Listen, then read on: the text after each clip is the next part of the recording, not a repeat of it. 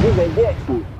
Yesu ni wako, wote mawambile, wote mawambile. Nye vijana, nye msimameni kwanza. Habari zenu? Salama, hamjambo? Sasa naona mmevaa mtepesho. Unajua maana yake? Hebu geuka nyuma. Geuka nyuma. Sasa unajua maana ya mtakufa vibaya nyie. Nyie vijana mnajua maana ya kuvaa mtepesho nyie? Sasa kwa nini mnavaa mtepesho? Mnapovaa mtepesho inamaanisha kwamba kila anayewaona nyie mko tayari. Sasa kwa hiyo nyie mko tayari sasa. Niagize jeshi.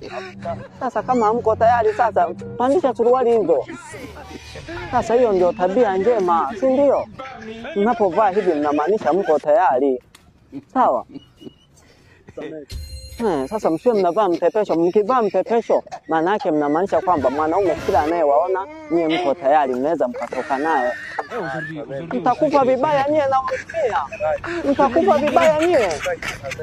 Haya, niendelee, lakini msirudie kuvaa mtepesho, si ndio? Sio kila mnachokiona tu mnakiiga. Mnavaa mtepesho nyie mnamaanisha mko tayari. Sasa tumekuwa watoto wazuri.